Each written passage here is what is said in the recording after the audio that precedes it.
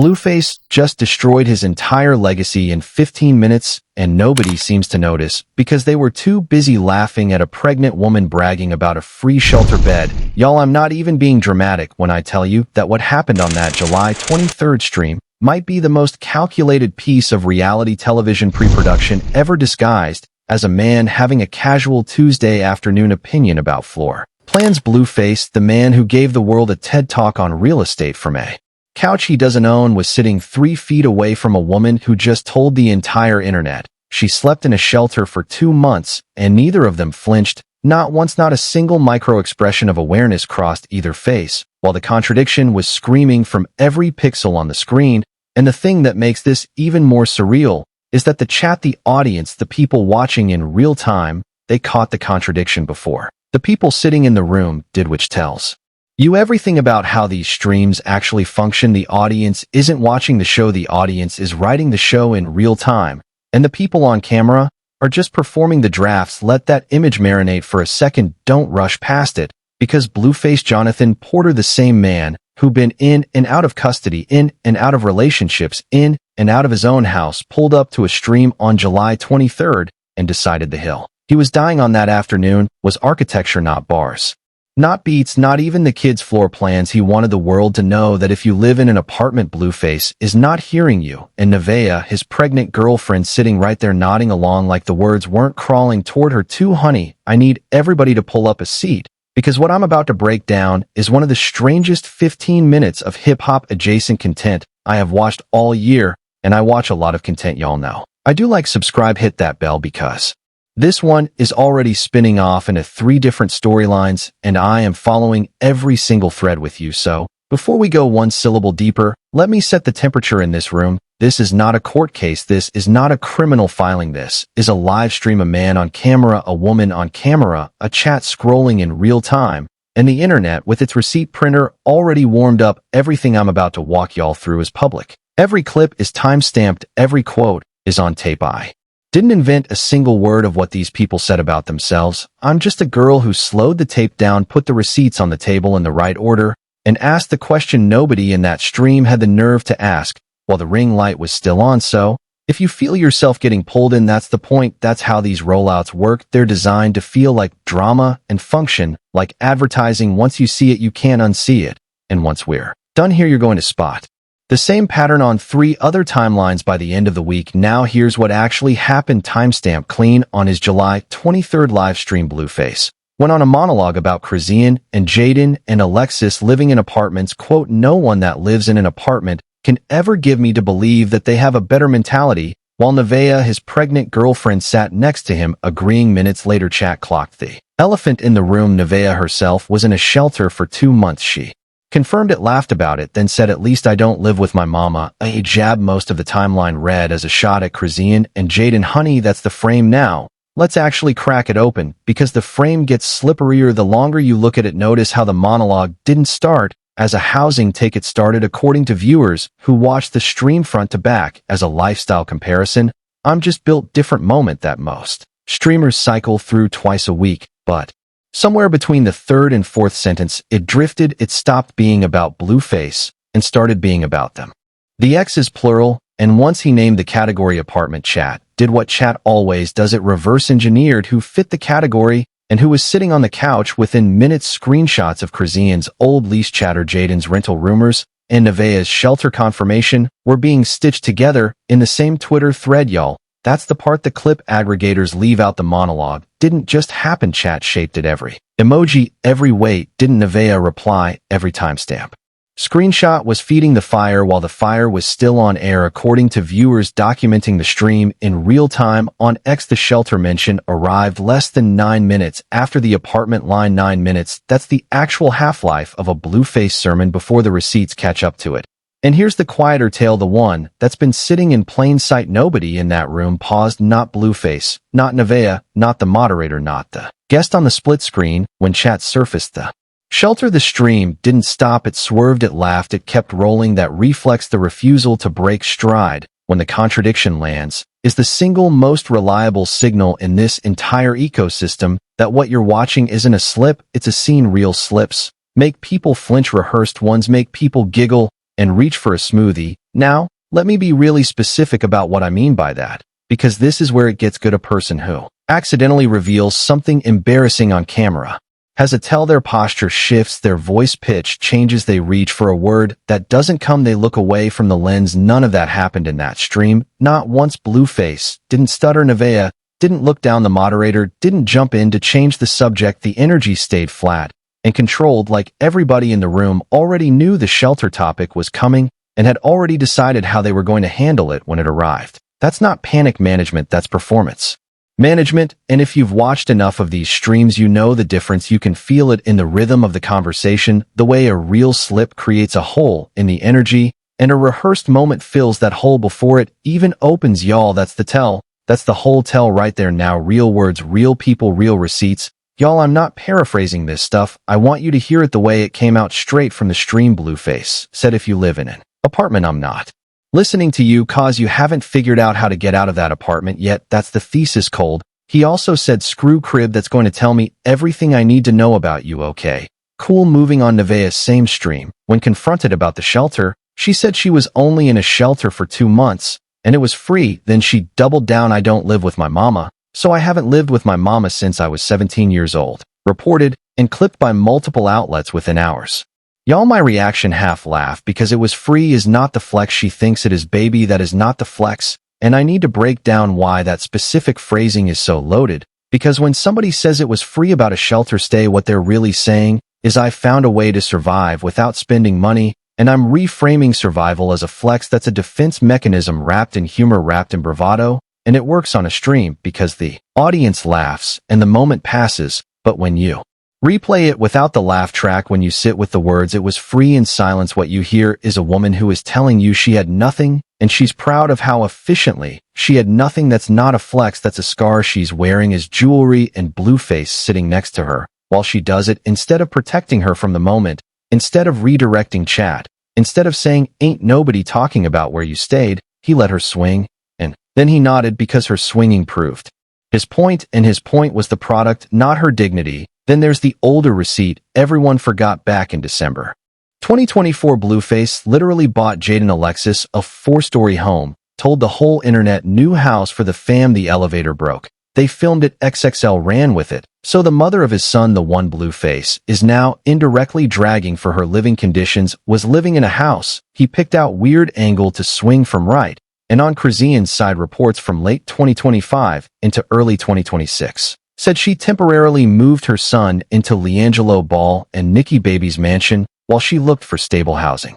Daily Loud via X, not an apartment, not a shelter, a whole mansion borrowed, yeah, but still one more, because context is everything. Nevaeh spent the last few months on the defensive over her past. She went live to clarify she wasn't currently homeless after Jaidyn allegedly called her a homeless 3-0 for her own words, her own platform. So the quote bank is loud. Now let me braid it for y'all, because when you stack these quotes chronologically, instead of thematically, a different picture emerges.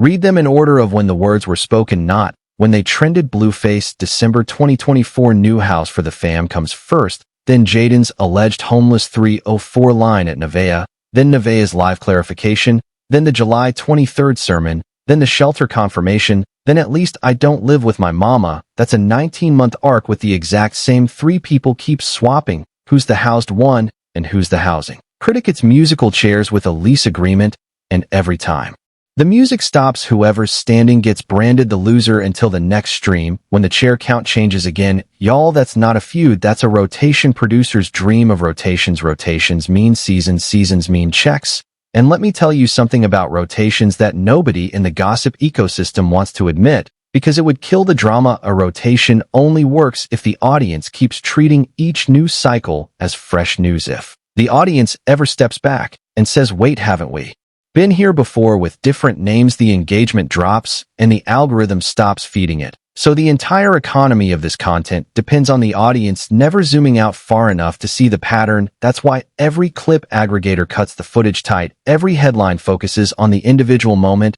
and nobody ever stitches the 19-month timeline together in one place, because the moment you see the whole arc, you stop being a consumer and you start being a critic, and critics don't Click they don't comment, they don't share, they analyze, and analysis doesn't feed the algorithm the way outrage does. There's also a quieter quote nobody's putting in the highlight reel. Blueface said on the same July 23rd stream, according to viewers who transcribed the segment, that my girl don't need a job. She got me on its face, a flex under a microscope, an admission, because in the same breath Blueface is arguing that apartment dwellers lack mentality, he's also arguing that his girlfriend's economic independence is his to grant and his to revoke. Those two ideas cannot coexist. If mentality is the currency, then dependence is the debt. Blueface is the one crediting and collecting on both sides of the ledger, and Nevaeh, whether she sees it in real time or not, is the borrower every single day the ring light comes on. And let me be clear about something, because I don't want this to get twisted. I'm not saying Nevaeh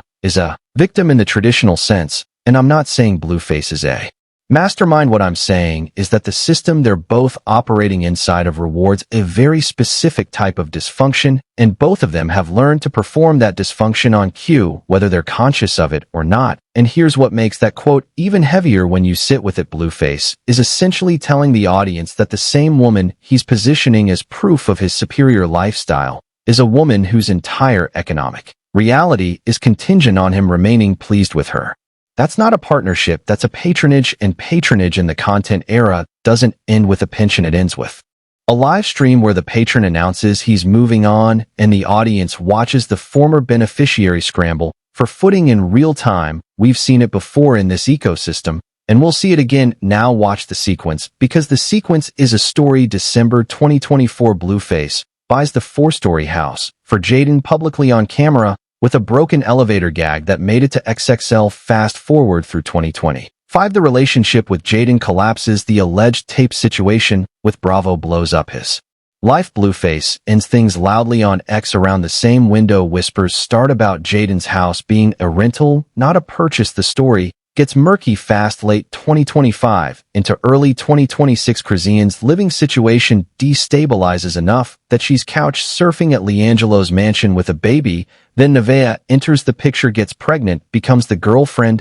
and somewhere in that on-ramp, the shelter chapter of her life. And now, July 2026, the man who has watched every woman in his orbit go through housing turbulence, some of it caused by Blueface himself, sits on stream and lectures the world about living conditions. Actually, hold on, back up, y'all. This part is the part he's not just lecturing. Blueface is using Jaidyn and Chrisean, both mothers of his kids, as the negative example, while his current girlfriend, who literally slept in a shelter, cosigns it. Not a coincidence. Nah, I said I wouldn't use that phrase. Let me say it plain. The timing isn't accidental. This is a man who needs the current relationship to look like the winning relationship, and the fastest way to do that on stream is to rank the women in his life by square footage. But zoom out one more click, because the timeline gets worse the wider you pull the lens. Rewind to 2023, the original Crazy in Love season, with Chrisean for the show's own promotional materials on Zeus, was already leaning heavily on unstable housing storylines, evictions, motel stays, car sleeping. That was the emotional engine of season 1 for the network's own episode descriptions. So when I say the same playbook, different woman later in this breakdown, I mean it literally. Housing instability isn't a bug in this franchise, it's a feature, it's the recurring set piece, and every woman who joins the Blueface orbit ends up cast voluntarily or not into a housing arc that the audience already knows how to root for and against. Now overlay the legal timeline. Blueface legal saga, the 2023 arrest, the plea deal, reporting through 2024, the intermittent probation, adjacent headlines through 2025. Every single one of those pinch points landed within weeks of a public housing controversy involving one of the women in his life. Reports across outlets covering the case have noted that Blueface availability for filming, streaming, and public appearances shifted in tandem with those legal windows. When his mobility narrowed, the women's storylines widened. When his mobility opened back up, Blueface became the narrator again. That's not a personality trait, that's a production schedule, and there's a micro timeline nobody's pulled yet. Look at the 72 hours before the July 23rd stream. Multiple aggregator accounts noted a spike in Nevaeh search traffic in the days leading up to that broadcast, driven by a viral repost of her earlier clarification video, which means the shelter conversation wasn't new that afternoon. It was ripe. Everyone in that room knew chat was going to bring it up. The only question was whether they'd have a line ready when it did. Turns out they did it was free. It's not the answer of somebody caught off guard. It's the answer of somebody who workshopped it in the mirror, y'all. And let me tell you something about workshop lines in the content era. The difference between a viral moment and a forgotten moment is almost never the content itself. It's the preparation. The person who goes viral consistently isn't the person who's naturally the funniest or the most shocking. It's the person who has rehearsed enough to seem unrehearsed. That's the skill. And it's a skill that reality television producers specifically look for when they're casting, because a cast member who can deliver a prepared line like it just popped into their head is a cast member who can carry a season. Nevaeh delivered it was free like it just popped into her head, and maybe it did, but the timing says otherwise. The traffic spike says otherwise. The fact that she had a follow-up ready says otherwise. Zoom in on one sentence. Just one. Blueface said, "If you live in an apartment, there's no upkeep. All you have to do is clean the inside. There's no outside exterior." Read it twice.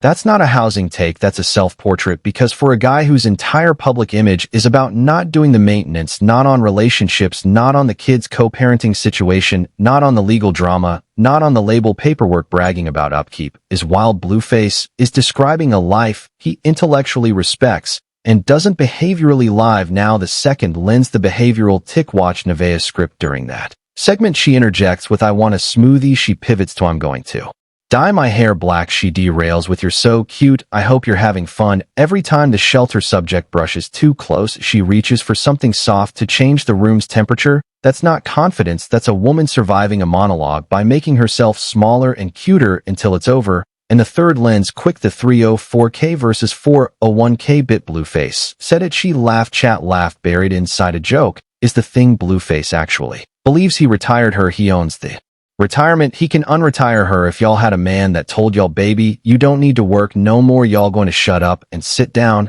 and do it." Real talk. That's not a love letter. That's a leash with a bow on it. At a fourth lens, because we're already under the microscope. The pronoun drift. Watch what Blueface does across the monologue. He starts in first person, "I'm not listening to you." Then he shifts to a generic second, "You haven't figured out how to get out." Then he lands in a possessive first person plural. Our mindset, our trajectory. That progression is small on paper and huge in practice. It's the linguistic move of somebody who's not describing his life. Blueface is drafting a value system and dragging the audience into it by pronoun. By the end of the segment, if you nodded along, even once you signed a lease on his worldview, whether you meant to or not, that's a technique. It's not a slip. Streamers who do this well do it on purpose. Fifth lens, the silences. Go back and watch the pauses. There are 3 moments in the segment timestamped by viewers on X where Blueface stops mid-sentence and looks off camera. Each one is 1 to 2 seconds. Each one lands right before a name would have been said out loud. Blueface never says Chrisean. Blueface never says Jaidyn. He shapes the sentence around them, points at their apartments,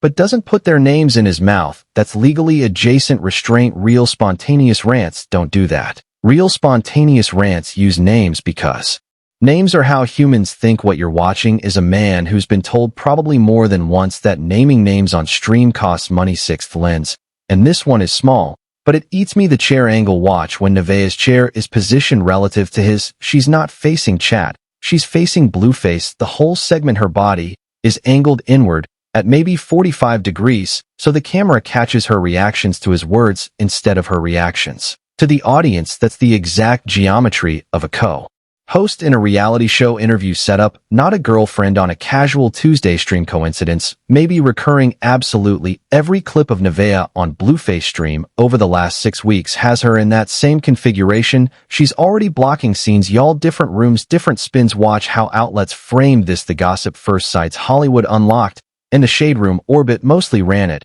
as drama. Blueface drags Chrisean in. Jaidyn. Nevaeh nodded. Click here. Hollywood Unlocked framing. Entertainment. The clip aggregators, academics laud, have mercy. The TikTok reposters pivoted the story into Blueface defends Nevaeh after someone said she used to live in a shelter. See that flip, same footage, but suddenly Blueface is the protector, not the guy who set her up to be roasted by his own logic. Then the fan camp accounts, especially the ones sympathetic to Chrisean, ran it as the hypocrite tax is due. They pulled the LiAngelo Ball Mansion clip, pulled the old XXL house purchase story, pulled Nevaeh's own clarification video, and stacked them. Now Steel Man the loudest counter-argument, because I want to be Fair somebody in the comments is typing right now Blueface telling the truth, though mindset shifts when you own versus rent apartments are mental prison. He's just being honest, all right fine. There's a version of that argument that stands up housing stability affects psychology that's just research. That part isn't wrong, but Blueface is wrong to be the messenger, because the messenger is the message. You can't preach the sermon while the choir is a woman you plucked out of shelter, and the congregation is two mothers of your children whose housing situations you personally influence. The point collapses under the weight of who's saying it. And there's a fourth media camp nobody's naming, yet the industry insider accounts, the ones with three-letter handles and locked DMs, they ran the segment. As T-Not Drama Zeus is warming up, watch the announcements. This is a promo, not a rant. Those accounts have been early on every previous Blueface project rollout for their own posting histories.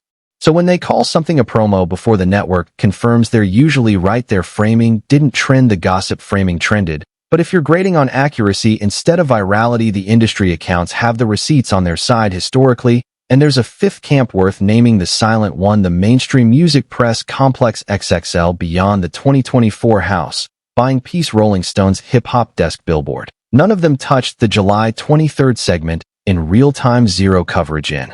The 24 hours after that silence is its own story, because when the mainstream music press stops covering an artist's drama, and only the gossip and clip ecosystem carries it, that's the signal that the industry has quietly moved Blueface from artist to personality. Different lane, different economics, different exit ramps. Add all five framings up, and you get the truth. The same 15 minutes of tape were sold as drama to the fans, as protection to the girlfriend's supporters, as hypocrisy to the ex's supporters, as a promo to the industry, and as nothing at all to the music press. Five different products, one raw material. That's not media coverage, that's a distribution strategy operating without a strategist, or with one. That's the part one can't prove. Yet here's the read: nobody's printing. This entire living conditions arc isn't about Chrisean, and it isn't about Jaidyn, and honestly, it's barely even about Nevaeh. It's Zeus Network content prep. That's it, that's the whole game, because Blueface said it on stream, casually buried between roast bits. They're getting ready for the reality show, the next Crazy in Love, reportedly Crazy in Love 3 with Nevaeh. This time Instagram Lemmy Zeus Blueface said it, Lemmy's teased it, the whole ecosystem is priming for it. So what does a reality show desperately need before it airs? A villain, a love interest, a redemption arc, a comeback narrative, and the apartment sermon hits every single one of those beats in a single afternoon. It villainizes the exes, it elevates Nevaeh as the chosen one, it sets up the shelter to mansion redemption arc for the girlfriend, which is a Zeus story Bible cliche. At this point, y'all, this wasn't a rant, this was a trailer. Remember what Zeus did with the original Crazy in Love, the way every fight, every eviction, every custody scare somehow ended up on camera in the next season. Same playbook, different woman, different apartment, and the sharpest jab I can throw at the whole operation is this: Blueface isn't judging Chrisean and Jaidyn for their addresses. He's auditioning Nevaeh for hers every time she agrees with Blueface on stream.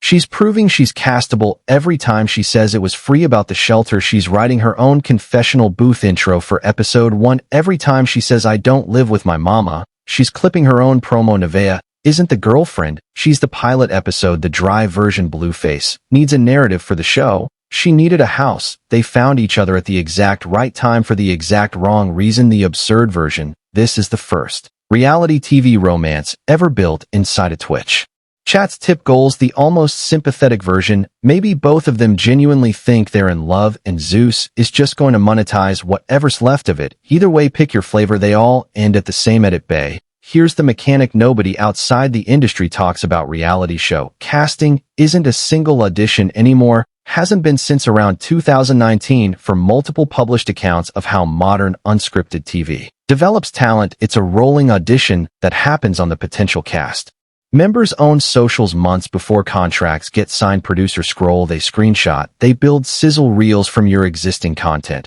If you can already deliver a confessional booth-worthy line on a stream to a chat of 2,000 people, you can deliver it in a soundproof booth to a network of 2 million. That's the pipeline, and Nevaeh is running it flawlessly, whether she knows it or not. It was free. I don't live with my mama. Those aren't off the cuff replies. Those are one-liners, and one-liners are what get you cast. There's also the incentive side of this. Networks in the Zeus tier operate on lean margins compared to traditional cable for public reporting on the streaming network economy. which means they need built-in audiences before they greenlight a season. Blueface brings a built-in audience. Nevaeh on her own doesn't yet, but Nevaeh attached to Blueface with a shelter to house arc and a pregnancy storyline running. Concurrently, that's a greenlight package, 2 seasons of story. Preloaded a villain slot open for whichever X is available to spar that quarter. A finale set piece ready-made, either a wedding, a breakup, or a housewarming, and honestly whichever one it is, they'll film it. And the part that makes me tap the desk, this exact model has already run twice. The original Crazy in Love with Chrisean was built out of the same raw material, a viral relationship, a housing arc, a pregnancy, and a chorus of X's providing conflict. Baddies South Bad Girls Club, same DNA, different network, different decade. Zeus didn't invent the format. Zeus just refined how quickly the format goes from stream to broadcast. The turnaround used to be 12 months. Now it's closer to 4, and July 23rd to a hypothetical November premiere. That's the 4-month math playing out in real time, which brings us to the receipt. I can't put in the reference list yet because it isn't official. The casting call, if Crazy in Love 3 is real, there will be a casting notice, either internal or leaked within the next 2 to 8 weeks. Watch for it. That's the moment the trailer theory stops being a theory and starts being a leak. Now watch how this plays out. I'll tell you what I'm expecting, and y'all can screenshot this and drag me later if I miss the path most likely to land. Crazy in Love 3 gets announced within the next 60 days. Zeus rolls out a trailer that leans hard into the shelter to house arc for Nevaeh, because that story sells. The apartment sermon clip from July 23rd that gets recut as a Nevaeh promo, not a Blueface promo, and Jaidyn and Chrisean will each get their own reactionary content cycles the same week, whether they want them or not. Don't be shocked when both of them post their own housing content within a month. A tour, a walkthrough, a look what I bought myself video. That's the counter move, and it writes itself. The path that flips the table. Nevaeh's shelter chapter gets weaponized against her instead of for her, if a former shelter roommate, a caseworker, or an old friend surfaces with even one clip, one screenshot, one document. The redemption arc becomes a receipts arc, and Zeus has to scramble the edit, and it wouldn't be the first time a reality TV origin story got rewritten in real time. Watch her socials get quieter over the next few weeks. That would be the tell. The aftershock 5 years out. This is the part nobody wants to say. The kid's Blueface has at least 3 now, with 3 different women, and every single one of these on-stream sermons is going to be on the internet forever. Blueface Jr. and Callie. And the one on the way, they'll all Google their father one day, and what they'll find is Blueface ranking their mothers by zip code on a broadcast. That's the residue, not the show, not the ratings. That footage, it doesn't age well, because it wasn't built to age at all. It was built for the algorithm on July 23rd, 2026. And then it just stays. By the time Crazy in Love 3 wraps its first season, expect at least one of these women to publicly walk back their participation, and expect Blueface to be surprised about it. He always is at a 4th path, because forecasting only works if you name the outliers too. The silent pivot, there's a version where Blueface, after watching this clip cycle burn hotter than he wanted, quietly deletes the VOD, mutes the topic for a week, and pivots the entire stream schedule to music first content, album talk, studio clips, cypher freestyles. That's the move a manager would recommend if the numbers came back sour. Watch for it if his next 3 streams are conspicuously drama-free. That means somebody in his ear pulled the emergency brake, and the Zeus rollout got pushed to Q1 2027. Networks don't announce delays, they just go quiet, and Blueface socials would go quiet with them. Add a 5th path, the legal wall. If any of the housing claims in the July 23rd monologue prompted defamation, adjacent letter from either Jaidyn's or Chrisean's camp, this whole storyline collapses into a legal chill, not because the letter would necessarily prevail, but because streamers, when confronted with cease and desist paperwork, tend to overcorrect. Blueface would stop naming apartments, he'd stop framing X's, the sermon would evaporate, and the show would either quietly recast the villain slot or delay entirely. That's not a wild scenario. That's how a lot of these micro feuds actually end off camera and inboxes nobody reads. And a 6th, because y'all deserve the whole ledger, the Nevaeh exit. If Nevaeh at any point in the next 90 days distances herself from the sermon in her own words on her own platform without Blueface framing it, then the entire trailer theory blows up, because a co-star who refuses the audition isn't a co-star anymore. She becomes a plot obstacle, and Zeus doesn't cast plot obstacles, they edit around them. If you see a solo Nevaeh IG live, where she gently walks back the apartment mentality framing screenshot, that's the moment the pilot episode gets rewritten mid-flight. Now stack all 6 paths in order of likelihood based on how these rollouts historically move. Announcement first, reactionary content, second, silent pivot, third. Redemption arc, scramble, fourth, legal chill, fifth, co-star exit, sixth. The top 2 are near certain, the middle 2 are coin flips, the bottom 2 are outliers, but every one of them is on the board, and the beautiful, terrible thing about this ecosystem is that we're going to know which one landed within about 8 weeks. Screenshot this section, come back to it, tell me I was wrong on the specifics. If I was, that's the deal, and the last piece of forward motion, because we owe the kids at least this much. Every one of these 6 paths ends with 3 children eventually opening a search engine. There's no path where that doesn't happen. The only variable is what they find on page 1 right now on July 25th. 2026. Page 1 is the apartment sermon. 2 weeks from now, page 1 might be a trailer. 6 months from now, page 1 might be an apology tour. 5 years from now, page 1 is whatever the algorithm decides is still relevant, and algorithms tend to keep the loudest content on top. The loudest content as of this recording is Blueface dragging the mothers of his kids on a Tuesday afternoon. That's the archive, that's what stays. And let me add one more layer to the media framing, because this is the part that actually matters for how this story gets remembered. The algorithm doesn't distinguish between drama and analysis. When it serves you content, it just reads engagement signals, watch time, comments, shares. And if the drama framing generates more comments than the analysis framing, then the drama framing is what the algorithm pushes to the next 1,000 viewers, and the analysis framing gets buried.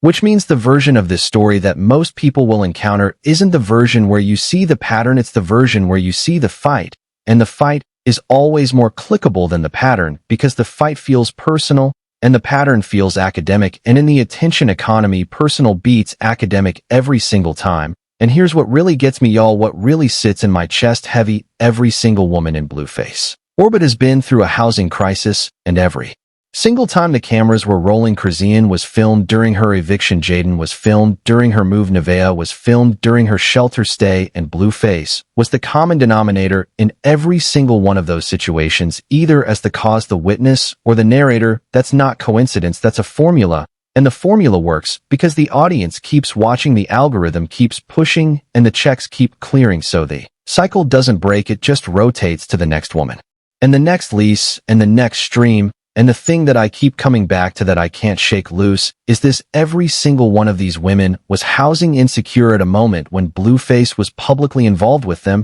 and not a single one of them became housing secure while Blueface was publicly involved with them. Chrisean found stability after the relationship fractured. Jaidyn found her footing after the separation, and Nevaeh will probably find hers after this chapter ends too, because the pattern isn't that Blueface destabilizes women. The pattern is that the ecosystem around Blueface requires instability to function, and instability is what keeps the cameras on, and the cameras being on is what keeps the money flowing. So the instability isn't an accident, it's the product. Anyway, y'all, that's my read apartment sermon from a shelter pew. That's the whole thing in one line. If you rocked with this breakdown, do the usual, like, subscribe, tap that bell, and drop your honest take in the comments, because I want to hear it. Y'all know this channel runs on real ones talking back. I'm reading every comment on this one. Next drops already loading. You're not going to want to miss where this Zeus rollout goes.